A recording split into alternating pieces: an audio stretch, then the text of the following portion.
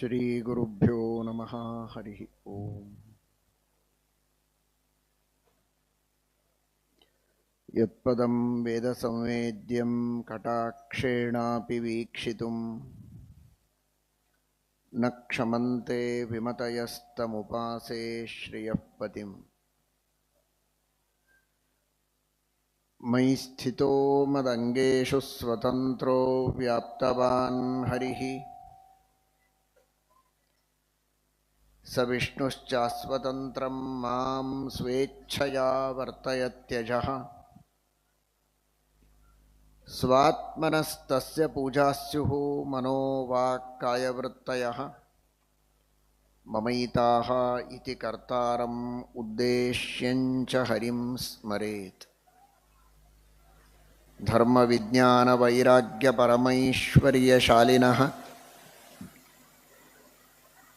ಆನಂದತೀರ್ಥ ಭಗವತ್ಪಾದಾನ್ ವಂದೇ ನಿರಂತರಂ. ಆನಂದತೀರ್ಥೋಪದಿಷ್ಟೋ ನಿಧಿರ್ನಾರಾಯಣಃ ವಯಃ ಪ್ರದರ್ಶಿತೋ ಯೇನ ಸಮ್ಯಕ್ ಜಯತೀರ್ಥಂ ತಮಾಶ್ರಯೇ. ನೌಮಿನ್ಯಾಯಸುಧಾದಿಕೃಜ್ಜಯಮುನೀನ್ ಶ್ರೀಪಾದರಾಟ್ಸನ್ಮಣೀನ್ ವ್ಯಾಸಾರ್ಯಾನ್ ವಿವಿಧಾಗಮಬ್ಧಿವಿಹರಾನ್ ಶ್ರೀವಾದಿರಾಜಾನಪಿ ವಂದೇ ಹಂಸವರಾನ್ ರಘುತ್ತಮಗುರೂನ್ ವೈದಗ್ಧ್ಯವಾರಾಂ ನಿಧೀನ್ ಶ್ರೀ ಸತ್ಯವ್ರತ ರಾಘವೇಂದ್ರ ಮುನಿಪಾನ್ ಸದ್ಬೋಧಸಧ್ಯಾನಪಾನ್. ಸತ್ಯಾಭಿಜ್ಞಕರಾಬ್ಜೋತ್ಥಾನ್ ಪಂಚಾಶದ್ವರ್ಷಪೂಜಕಾನ್ ಸತ್ಯಪ್ರಮೋದತೀರ್ಥಾರ್ಯಾನ್ ನೌಮಿನ್ಯಾಯಸುಧಾರತಾನ್.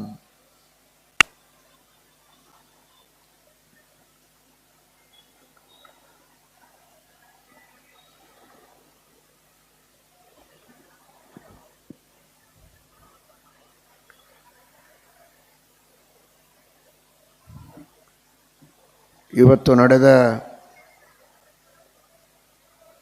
ಶೋಭಾಯಾತ್ರೆ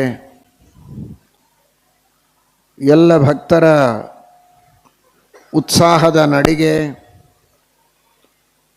ಇದೆಲ್ಲವೂ ಕೇವಲ ಒಂದು ಉತ್ಸವದ ಉತ್ಸಾಹದಿಂದ ಮಾಡಿದ್ದಲ್ಲ.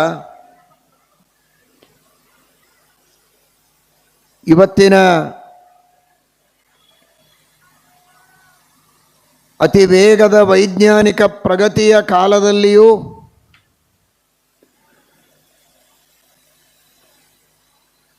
AI ಮಧ್ಯದೊಳಗೆ ಎಲ್ಲರೂ ಇದ್ದಾಗಲೂ ವಿವಿಧ ವಿಚಿತ್ರವಾದಂತಹ ವೈಜ್ಞಾನಿಕವಾದ ಆವಿಷ್ಕಾರಗಳು ನಾಗಾಲೋಟದಿಂದ ಸಾಗಿದ್ದರೂ ಈ ಮಧ್ಯದಲ್ಲಿಯೂ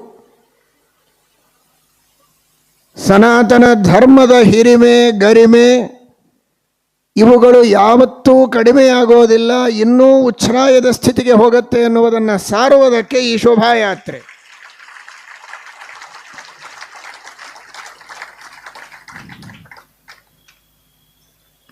ಭೌತಿಕವಾದ ಶಕ್ತಿಗಳ ಉಪಯೋಗವನ್ನು ಮಾಡಿಕೊಂಡು ನಾನಾ ವಿಧವಾದಂತಹ ಆವಿಷ್ಕಾರಗಳನ್ನು ವಿಜ್ಞಾನ ಮಾಡಿರಬಹುದು. ಎಷ್ಟೇ ಮುಂದೆ ಸಾಗಿದ್ದರೂ ಆ ಭೌತಿಕ ಶಕ್ತಿಗಳನ್ನು ಭೂತಗಳನ್ನು ನಿರ್ಮಾಣ ಮಾಡಿದಂತಹ ಭೂತಾತೀತನಾದ ಮಹಾಭೂತನಾದ ಸರ್ವೋತ್ತಮನಾದ ಶ್ರೀಹರಿಯ ಶ್ರೀಮನ್ನಾರಾಯಣನ ಅನಂತ ಶಕ್ತಿಯ ಅಪಾರವಾದ ಸಾಗರದ ಮುಂದೆ ಇಡೀ ಪ್ರಪಂಚ ಒಂದಾಗಿ ಏನನ್ನು ಸಾಧಿಸಿದರೂ ಒಂದು ಹನಿಯಷ್ಟು ಸಾಧಿಸುವುದಕ್ಕೆ ಸಾಧ್ಯ ಇಲ್ಲ. ಅಂತಹ ಅನಂತ ಶಕ್ತಿಯಾಗಿದ್ದಾನೆ ಪರಮಾತ್ಮ ಅನ್ನುವ ಶಾಶ್ವತವಾದ ಸತ್ಯವನ್ನು ಜಗತ್ತಿಗೆ ಸಾರುವುದಕ್ಕೆ ಈ ಕಾರ್ಯಕ್ರಮ. ಚಾತುರ್ಮಾಸ್ಯದ ಉತ್ಸವವೂ ಇದಕ್ಕಾಗಿ. ಇಲ್ಲಿ ನಡೆಯುವ ಅನ್ನದಾನ, ಜ್ಞಾನದಾನ ಎಲ್ಲದರ ಗುರಿಯೂ ಒಂದೇ, ಅದು ಧರ್ಮೋ ರಕ್ಷತಿ ರಕ್ಷಿತಃ. ಸರ್ವೋತ್ತಮನಾದಂತಹ ಶ್ರೀಹರಿ ಶ್ರೀಮನ್ನಾರಾಯಣ ಅವನೇ ನಿಜವಾದ ಧರ್ಮ. ಧಾರಕತ್ವಾದ್ ಧರ್ಮ, ಇಡೀ ಜಗತ್ತಿನ ಧಾರಣೆಯನ್ನು ಮಾಡುವಂತಹ ಜಗತ್ತಿನ ಅಂತಃಸತ್ವ ಅದು ಭಗವಂತ ನಾರಾಯಣ.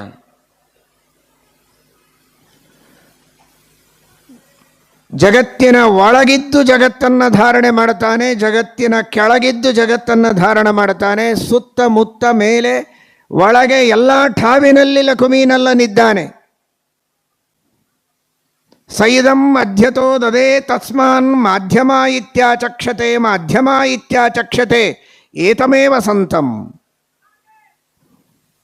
ಭಗವಂತನನ್ನ ಮಾಧ್ಯಮ ಅಂತ ಕರೀತಾರೆ ಅಂತ ಐತರೇಯೋಪನಿಷತ್ತು ಹೇಳುತ್ತದೆ. ಸೈದಂ ಮಧ್ಯತೋ ದಧೇ, ಇಡೀ ಜಗತ್ತಿನ ಮಧ್ಯದಲ್ಲಿ ಧಾರಕನಾಗಿ ನಿಂತು, ಆಧಾರ ಸ್ತಂಭನಾಗಿ ನಿಂತು ಜಗತ್ತನ್ನು ಧಾರಣೆ ಮಾಡಿದವನು ಭಗವಂತ. ಮನೆಯನ್ನು ಧಾರಣ ಮಾಡುವುದಕ್ಕೆ ಸ್ತಂಭ,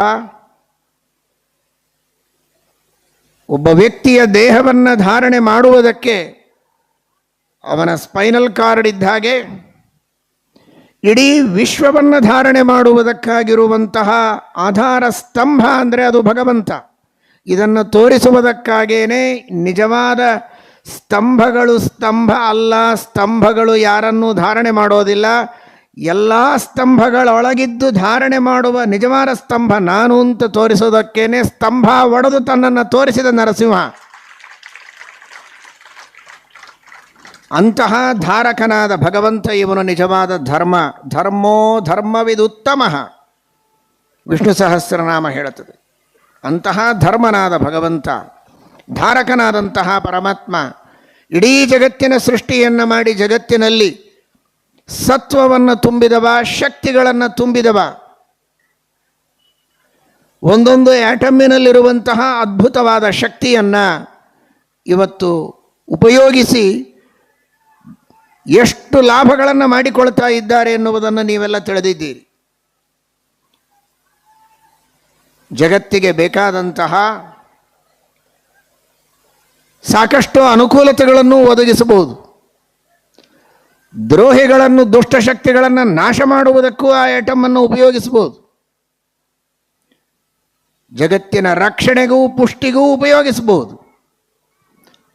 ಒಂದೊಂದು ಸಣ್ಣ ಅಣುವಿನಲ್ಲಿ ಅಂತಹ ಶಕ್ತಿಯನ್ನು ಇಟ್ಟ ಅಣೋರಣೀಯನ ಮಹತೋ ಮಹೀಯನ, ಅಣೋರಣೀಯಾನ್ ಮಹತೋ ಮಹೀಯಾನ್ ಎಂಬ ಉಪನಿಷತ್ತಿನ ವಚನದಂತೆ ಅಣುವಿನಲ್ಲಿಯೂ ಅಣುವಾಗಿ ಇದ್ದು, ಮಹತ್ತಾದ ವಸ್ತುವಿನಲ್ಲಿ ಮಹತ್ತಾಗಿ ಇದ್ದು, ಎಲ್ಲ ಜೀವರ ಸ್ವರೂಪವನ್ನು ಅನಾದಿ ಕಾಲದಿಂದ ನೇಮನ ಮಾಡುವಂತಹ, ಎಲ್ಲ ಜೀವರ ಮನಸ್ಸು, ಇಂದ್ರಿಯಗಳು, ಅವರ ಶರೀರಗಳನ್ನು ಸೃಷ್ಟಿ ಮಾಡಿ ಪರಮಾನುಗ್ರಹದಿಂದ ಅವರವರ ಸಾಧನೆಯನ್ನು ಮಾಡಿಸಿ ಪರಮ ಸುಖದ ದಾರಿಯಲ್ಲಿ ಕೈ ಹಿಡಿದು ನಡೆಸಿಕೊಂಡು ಹೋಗುವಂತಹ ಆ ಭಗವಂತನ ಪಾರಮ್ಯವನ್ನು, ಅವನ ಉಪಕಾರವನ್ನು ತಿಳಿದು ನಮ್ಮೆಲ್ಲರ ನಿಜವಾದ ಗುರಿ ಏನು ಅನ್ನುವುದನ್ನು ಚೆನ್ನಾಗಿ ತಿಳಿದುಕೊಂಡು ಆ ದಾರಿಯಲ್ಲಿ ನಡೆದ ಸಜ್ಜನರೇ ಇನ್ನಷ್ಟು ಉತ್ಸಾಹದಿಂದ, ಇನ್ನೂ ವೇಗದಿಂದ, ಇನ್ನೂ ಹೆಚ್ಚಿನ ಸಾಧನೆಯನ್ನು ಮಾಡುವುದಕ್ಕಾಗಿ ಪ್ರಯತ್ನ ಮಾಡಬೇಕಾಗಿದೆ. ಅದಕ್ಕಾಗಿ ಈ ಚಾತುರ್ಮಾಸ್ಯದ ಉತ್ಸವ ವೈಯಕ್ತಿಕವಾದ ಉತ್ಸವ ಅಲ್ಲ, ವ್ಯಕ್ತಿಗತವಾದ ವೈಭವೀಕರಣವೂ ಅಲ್ಲ. ಎಲ್ಲರೂ ಸೇರಿ ಮಾಡಬೇಕಾದ ಸಾಧನೆ ಇದೆ. ಗುರಿಯನ್ನು ತಲುಪಬೇಕಾಗಿದೆ. ಗುರಿಗೆ ಬೆನ್ನು ಮಾಡಿ ವಿರುದ್ಧ ದಿಕ್ಕಿಗೆ ನಡೆಯುವ ಪ್ರಯಾಸ ಬೇಡ. ಗುರಿಯತ್ತ ನಡೆಯೋಣ. ಸಾವಧಾನವಾಗಿ ನಡೆದರೂ ಒಂದು ದಿನ ಗುರಿಯನ್ನು ತಲುಪಬಹುದು. ವಿರುದ್ಧ ದಿಕ್ಕಿಗೆ ನಡೆಯುವುದು ಬೇಡ. ಆ ಭಗವತ್ ತತ್ವವನ್ನು ತಿಳಿಯುವ ಪ್ರಯತ್ನವನ್ನು ಮಾಡೋಣ. ಮಹಾಭಾರತ, ಭಾಗವತಾದಿ ಸಚ್ಚಾಸ್ತ್ರಗಳ ಮೂಲಕ, ಶ್ರೀಮದ್ ಆನಂದ ತೀರ್ಥ ಭಗವತ್ಪಾದಾಚಾರ್ಯರ ಸರ್ವಮೂಲ ಗ್ರಂಥಗಳ ಮೂಲಕ, ಶ್ರೀಮತ್ ಟೀಕಾಕೃತ್ಪಾದರ ಟೀಕಾ ಟಿಪ್ಪಣಿಗಳ ಮೂಲಕ ಆ ಭಗವತ್ ತತ್ವವನ್ನು ತಿಳಿದು ಧರ್ಮದ ಅನುಷ್ಠಾನವನ್ನು ಮಾಡಿ ನಮ್ಮನ್ನು ನಾವು ಉನ್ನತ ಮಟ್ಟಕ್ಕೆ ಏರಿಸಿಕೊಳ್ಳುವ ಪ್ರಯತ್ನ. ಉಚ್ಚೈರ್ಗತಿರ್ಜಗತಿ ಸಿದ್ಧ್ಯತಿ ಧರ್ಮತಶ್ಚೇತ್. ಉನ್ನತವಾದ ಸ್ಥಾನಮಾನಗಳು ಇಹಲೋಕದಲ್ಲಿ, ಪರಲೋಕದಲ್ಲಿ, ಜನ್ಮಾಂತರದಲ್ಲಿ ಸಿಗಬೇಕು ಅಂದರೆ ಅದು ಧರ್ಮದಿಂದ ಮಾತ್ರ, ಹಣದಿಂದ ಅಲ್ಲ. ಹಣದಿಂದ ಸಾಕಷ್ಟು ಸಾಧನ ಸಲಕರಣೆಗಳನ್ನು ನಾವು ಪಡೆಯಬಹುದು. ಶಾಂತಿ ಸಮಾಧಾನಗಳನ್ನು ಪಡೆಯುವುದು ಮಾತ್ರ ಧರ್ಮದಿಂದ ಮಾತ್ರ ಸಾಧ್ಯ. ಲೌಕಿಕವಾದ ವಿದ್ಯೆಯಿಂದ ಬೇಕಾದಷ್ಟು ದೊಡ್ಡ ದೊಡ್ಡ ಮನೆಗಳನ್ನು ಕಟ್ಟಬಹುದು, ಕಾರುಗಳನ್ನು ತೆಗೆದುಕೊಳ್ಳಬಹುದು, ಹಣವನ್ನು ಗಳಿಸ್ಬೋದು, ಕಂಪನಿಗಳನ್ನು ತೆಗೆದುಕೊಳ್ಳಬಹುದು, ಬೆಳೆಸ್ಬೋದು. ಆದರೆ ಪ್ರೀತಿ, ಬಾಂಧವ್ಯ, ವಿಶ್ವಾಸ, ಆತ್ಮೀಯತೆ, ಮನಸ್ಸಿಗೊಂದು ಸಮಾಧಾನ, ತೃಪ್ತಿ, ಶಾಂತಿ ಇವುಗಳು ಸಿಗೋದು ಮಾತ್ರ ಧರ್ಮದಿಂದಲೇ ಸಿಗೋದು, ಆ ಭಗವತ್ ತತ್ವದ ಚಿಂತನದಿಂದಲೇ ಸಿಗುವುದು ಅನ್ನುವುದು ಸಾರ್ವಕಾಲಿಕವಾದಂತಹ ಸತ್ಯ. ಇದು ನವಾರೇ ಪತ್ಯುಃ ಕಾಮಾಯ ಪತಿಃ ಪ್ರಿಯೋ ಭವತಿ ಆತ್ಮನಸ್ತು ಕಾಮಾಯ ಪತಿಃ ಪ್ರಿಯೋ ಭವತಿ. ನವಾರೇ ಜಾಯಾಯೈ ಕಾಮಾಯ ಜಾಯಾ ಪ್ರಿಯಾ ಭವತಿ ಆತ್ಮನಸ್ತು ಕಾಮಾಯ ಜಾಯಾ ಪ್ರಿಯಾ ಭವತಿ. ನವಾರೇ ಪುತ್ರಸ್ಯ ಕಾಮಾಯ ಪುತ್ರಃ ಪ್ರಿಯೋ ಭವತಿ ಆತ್ಮನಸ್ತು ಕಾಮಾಯ ಪುತ್ರಃ ಪ್ರಿಯೋ ಭವತಿ. ಬೃಹದಾರಣ್ಯಕ ಉಪನಿಷತ್ತಿನಲ್ಲಿ ಯಾಜ್ಞವಲ್ಕ್ಯರು ಮೈತ್ರೇಯಿಗೆ ಹೇಳುವಂತಹ ಮಾತು. ಆತ್ಮ ವಾ ಅರೇ ದ್ರಷ್ಟವ್ಯ ಶ್ರೋತವ್ಯೋ ಮಂತವ್ಯೋ ನಿಧಿಧ್ಯಾಸಿತವ್ಯ. ಇವತ್ತು ಇಷ್ಟು ದೊಡ್ಡ ಸಂಖ್ಯೆಯಲ್ಲಿ ಭಕ್ತರು ಒಂದು ಮನಸ್ಸಿನಿಂದ ಒಂದು ಕಡೆಗೆ ಕುಳಿತು, ದೇಹದಿಂದ ಮಾತ್ರ ನೀವು ಒಂದು ಕಡೆಗೆ ಕುಳಿತಿಲ್ಲ, ನಿಮ್ಮೆಲ್ಲರ ಮನಸ್ಸು ಒಂದಾಗಿದೆ. ನಾವೆಲ್ಲರೂ ಒಂದೇ ಒಂದು ಸನಾತನ ಧರ್ಮದ ಛತ್ರ ಛಾಯೆಯಲ್ಲಿ ವಿಷ್ಣು ಸರ್ವೋತ್ತಮತ್ವದ, ವಾಯು ಜೀವೋತ್ತಮತ್ವದ, ಶ್ರೀಮದ್ ಆನಂದ ತೀರ್ಥ ಭಗವತ್ಪಾದಾಚಾರ್ಯರ ದಿವ್ಯವಾದ ಸಿದ್ಧಾಂತದ ಭವ್ಯವಾದ ಛತ್ರ ಛಾಯೆಯಲ್ಲಿ ಒಂದಾಗಿ ಸೇವೆಯನ್ನು ಮಾಡಬೇಕು ಅಂತ ಸೇರಿದವರು ನೀವೆಲ್ಲರೂ ಕೂಡ ಇಲ್ಲಿ. ಈ ಬಾಂಧವ್ಯ, ಈ ಸ್ನೇಹ ಹೇಗೆ ಬಂತು? ಗಂಡ ಹೆಂಡತಿಗೆ ಪ್ರಿಯನಾಗುವುದು ಹೇಗೆ? ಹೆಂಡತಿ ಗಂಡನಿಗೆ ಪ್ರಿಯನಾಗುವುದು, ತಂದೆ ತಾಯಿಗಳಿಗೆ ಮಕ್ಕಳು, ಮಕ್ಕಳಿಗೆ ತಂದೆ ತಾಯಿಗಳು, ರಾಜನಿಗೆ ಪ್ರಜೆಗಳು, ಪ್ರಜೆಗಳಿಗೆ ರಾಜರು, ಗುರುಗಳಿಗೆ ಶಿಷ್ಯರು, ಶಿಷ್ಯರಿಗೆ ಗುರುಗಳು.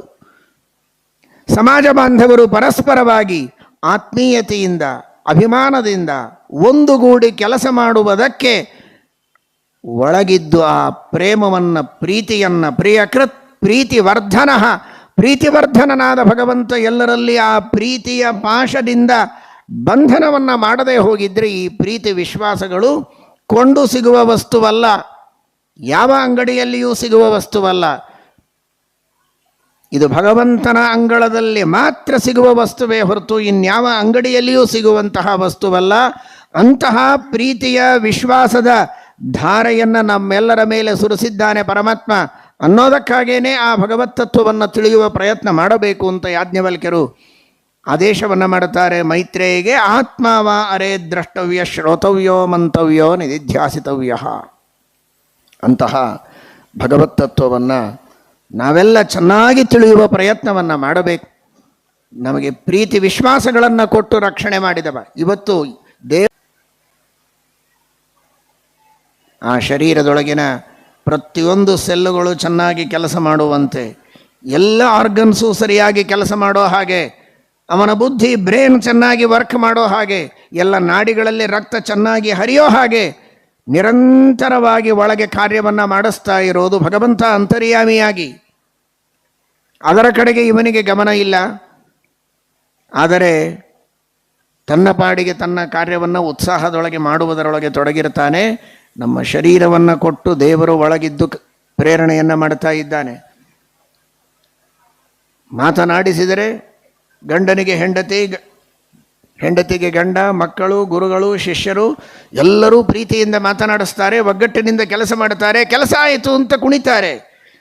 ಒಗ್ಗಟ್ಟು ಬಂತು ಹೇಗೆ? ಪ್ರೀತಿ ವಿಶ್ವಾಸಗಳನ್ನು ಕೊಟ್ಟರೆ ಯಾರು? ನಾನು ಮಾತನಾಡಿಸಿದ್ದಕ್ಕೆ ಇನ್ನೊಬ್ಬ ಯಾಕೆ ರೆಸ್ಪಾನ್ಸ್ ಮಾಡಬೇಕು? ನಿನ್ನ ಒಲುಮೆಯಿಂದ ನಿಖಿಲ ಜನರು ಬಂದು ಮನ್ನಿಸುವರೋ ಮಹಾರಾಯ, ಎನ್ನ ಪುಣ್ಯಗಳಿಂದ ಈ ಪರಿ ಉಂಟೆ. ಇದನ್ನೇ ಇವತ್ತಿನ ಸಂದೇಶವನ್ನಾಗಿ ಎಲ್ಲರೂ ಮನಸ್ಸಿನಲ್ಲಿಟ್ಟುಕೊಂಡು ಇಡೀ ಜೀವನದಲ್ಲಿ ವಿಜಯದಾಸರು ನೀಡಿದ ಈ ಸಂದೇಶ, ಉಪನಿಷತ್ತು ನೀಡಿದ ಈ ಸಂದೇಶವನ್ನು, ವಿಷ್ಣು ಸಹಸ್ರನಾಮ, ಮಹಾಭಾರತ, ಭಾಗವತಾದಿಗಳು, ಭಗವದ್ಗೀತೆ ನೀಡಿದ ಈ ಸಂದೇಶ, ಇದು ಸಾರ್ವಕಾಲಿಕ ಸಂದೇಶ. ಅದನ್ನೇ ತಿಳಿಯುವ ಭಾಷೆಯಲ್ಲಿ ವಿಜಯದಾಸರು ಹೇಳಿದರು. ನಿನ್ನ ಒಲುಮೆಯಿಂದ ನಿಖಿಲ ಜನರು ಬಂದು ಮನ್ನಿಸುವರೋ ಮಹಾರಾಯ, ಎನ್ನ ಪುಣ್ಯಗಳಿಂದ ಈ ಪರಿ ಉಂಟೆ ಅಂತ. ಈ ಅನುಸಂಧಾನವನ್ನೇ ನಮ್ಮ ಇಡೀ ಜೀವನದಲ್ಲಿ ನಾವು ಮಾಡಿ ನಮ್ಮ ಜನ್ಮವನ್ನು ಸಾರ್ಥಕ ಮಾಡಿಕೊಳ್ಳಬೇಕೆಂಬ ಒಂದು ದೃಢವಾದ ಸಂಕಲ್ಪವನ್ನು ಎಲ್ಲರೂ ಇವತ್ತಿನ ಈ ಚಾತುರ್ಮಾಸ್ಯದ ಪ್ರಾರಂಭದ ದಿನ ನಿಮ್ಮ ಮನಸ್ಸಿನಲ್ಲಿ ಚೆನ್ನಾಗಿ ಸಂಕಲ್ಪವನ್ನು ಮಾಡಿ ದೃಢವಾಗಿ ಇಟ್ಟುಕೊಳ್ಳಿ. ಒಂದು ಸಲ ಆದರೂ ಇಡೀ ದಿವಸದೊಳಗೆ ಮನಸ್ಸಿನೊಳಗೆ ಬಂದು ಹೋದರೆ ಸಾಕು, ಕ್ಷಣ ಕ್ಷಣಕ್ಕೆ ಬರಬೇಕು. ಅದು ನಿಜವಾದ ಸಾಧನೆಯ ಬಹಳ ದೊಡ್ಡ ಮಟ್ಟ. ಕೊನೆ ಪಕ್ಷ ದಿನಕ್ಕೆ ಕೆಲವು ಬಾರಿಯಾದರೂ ಬರಲಿ, ಅದೂ ಇಲ್ಲ ಒಂದು ಸಲ ಆದರೂ ಬಂದು ಹೋಗಿ. ಆಟ ಆಡ್ತಾ ನಗನಗತಾ ಮಕ್ಕಳು ಹತ್ತಿರ ಬರ್ತಾರೆ ಅಂದರೆ ತಂದೆ ತಾಯಿಗಳು ನಿನ್ನ ಒಲುಮೆಯಿಂದ ನಿಖಿಲ ಜನರು ಬಂದು ಮನ್ನಿಸುವರೋ ಮಹಾರಾಯ ಅಂತ ಒಂದು ಸಲ ಕೈ ಮುಗಿಯಿರೆ ದೇವರಿಗೆ. ಹೊಟ್ಟೆಯಲ್ಲಿಯೇ ಪ್ರಾಣ ಕಳೆದುಕೊಂಡ ಮಕ್ಕಳು, ಹುಟ್ಟಿ ಕೆಲವು ದಿನಗಳಿಗೆ ಪ್ರಾಣ ಕಳೆದುಕೊಂಡವುಗಳು, ಅನಾರೋಗ್ಯದಿಂದ ಬುದ್ಧಿಮಾಂದ್ಯದಿಂದ ನರಳುವ ಮಕ್ಕಳು, ಅದ್ಯಾವುದಿಲ್ಲದಂತೆ ನಗನಗತ ಕುಣಿತ ಮಕ್ಕಳು ಹತ್ತಿರ ಬರ್ತವೆ ಅಂತಂದಾಗ ತಂದೆ ತಾಯಿಗಳು ಮೈ ಮರೆತು ಆಟ ಆಡಿಸ್ತಾರೆ, ಎತ್ತಿಕೊಂಡು ಮುದ್ದಾಡ್ತಾರೆ. ಈ ಎತ್ತಿಕೊಂಡು ಮುದ್ದಾಡುವ ಸೌಭಾಗ್ಯವನ್ನು ಕೊಟ್ಟ, ಮುದ್ದು ಕೊಡುವ ಭಾಗ್ಯ ಕೊಟ್ಟ ಮುದ್ದು ಕೃಷ್ಣನ ಸ್ಮರಣೆ ಬರೋದಿಲ್ಲ ಅಂದರೆ ವ್ಯರ್ಥ ಅದು ಜನ್ಮ. ನಿನ್ನ ಒಲುಮೆಯಿಂದ ನಿಖಿಲ ಜನರು ಬಂದು ಮನ್ನಿಸುವರೋ ಮಹಾರಾಯ. ಒಬ್ಬ ಸ್ಮೈಲ್ ಮಾಡ್ತಾನೆ ಅಂದರೆ ಆ ಭಗವಂತನ ಸ್ಮರಣೆ ಬರಬೇಕು. ನನ್ನನ್ನು ನೋಡಿ ಒಬ್ಬ ನಕ್ಕ ಹುಬ್ಬುಗಂಟ ಹಾಕಿ ಮುಖ ತಿರುಗಿಸಿಕೊಂಡು ಹೋಗಿಲ್ಲ ಅಂದರೆ ಆ ವ್ಯಕ್ತಿಗೆ ನನ್ನ ಬಗ್ಗೆ ವಿಶ್ವಾಸ ಪ್ರೀತಿಗಳನ್ನು ಕೊಟ್ಟ ದೇವರು ಅಂತನ್ನುವ ಸ್ಮರಣೆ ಬರಬೇಕು. ಇವತ್ತು ಇಷ್ಟೆಲ್ಲ ಜನ ಬಂದದ್ದು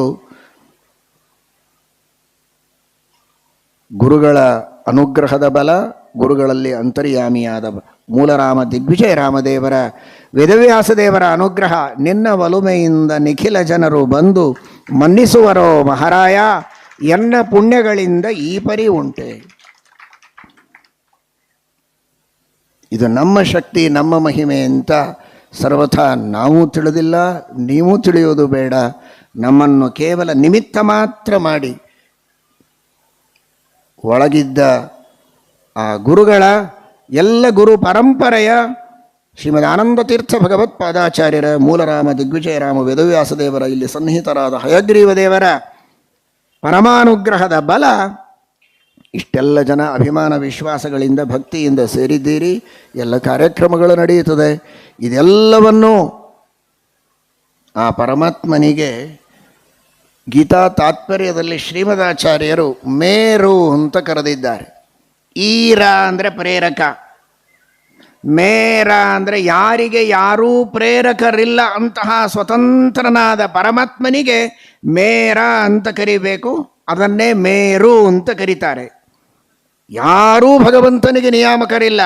ಹಿಂದೂ ಇರಲಿಲ್ಲ, ಇವತ್ತೂ ಇಲ್ಲ, ಮುಂದೂ ಇಲ್ಲ. ಕೆಲವರಿಗೆಲ್ಲ ನಮಗೆ ಯಾರೂ ಬೇಕಾಗಿಲ್ಲ, ನನ್ನ ಕಾಲ ಮೇಲೆ ನಾನು ನಿಂತಿದ್ದೇನೆ ಅಂತಾರೆ. 4 ದಿವಸ ವಯಸ್ಸಾಯಿತು ಅಂದರೆ 4 ಜನರ ಸಹಾಯ ಬೇಕಾಗತ್ತೆ. ಕೈಗೊಬ್ಬರು ಕಾಲಿಗೊಬ್ಬರು ಸಹಾಯ ಮಾಡುವವರ ಅವಶ್ಯಕತೆ ಇದೆ. ಆ ಅಹಂಕಾರ ಹೋಗಿಬಿಡುತ್ತದೆ.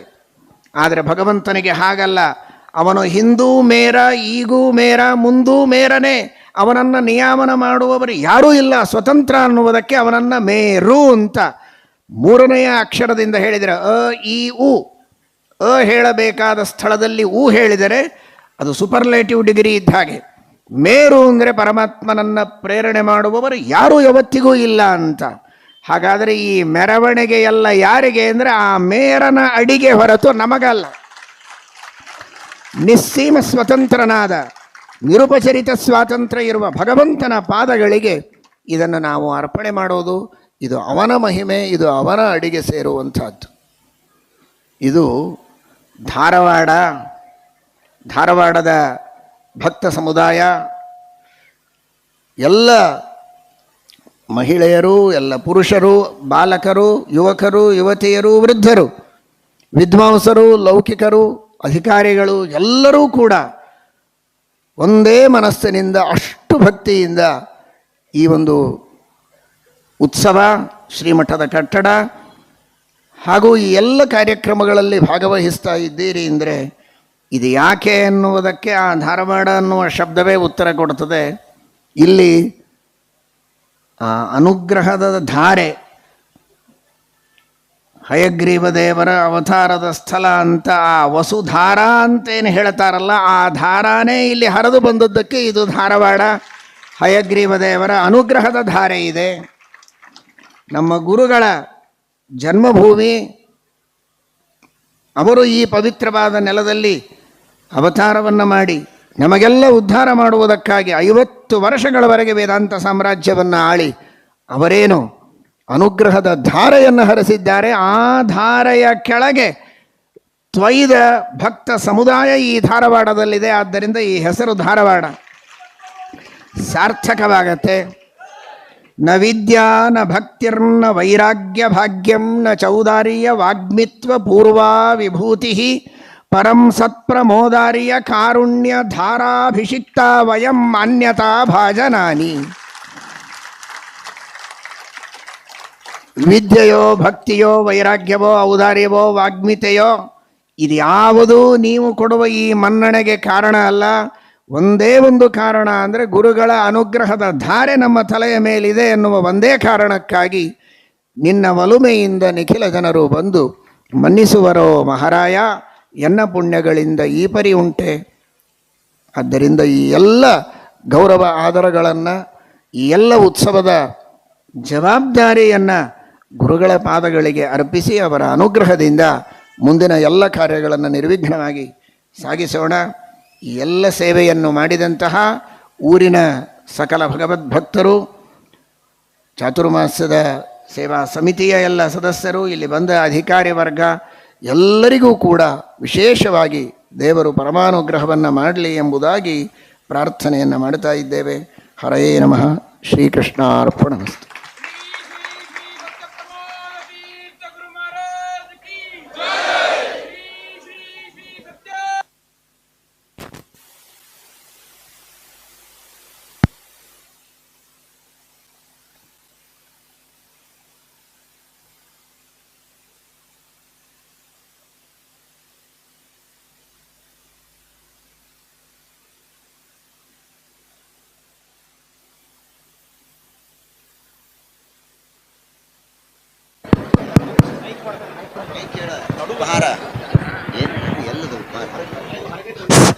ಎಲ್ಲ ಭಕ್ತಾದಿಗಳಿಗೆ ಹೊರಗೆ ಉಪಹಾರದ ವ್ಯವಸ್ಥೆ ಇದೆ.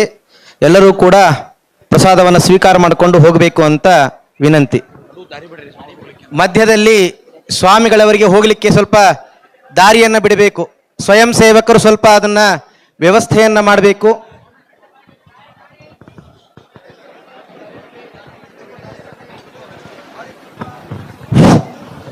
ಸ್ವಯಂ ಸೇವಕರೆಲ್ಲ ಸಿದ್ಧರಾಗಬೇಕು ಬೇಗ. ಅಲ್ಲೇ ಪರಮ ಪೂಜ್ಯ ಮಹಾಸ್ವಾಮಿಗಳು ಹೋಗಲಿಕ್ಕೆ ಮಧ್ಯದಲ್ಲಿ ದಾರಿಯನ್ನು ಬಿಡಬೇಕು.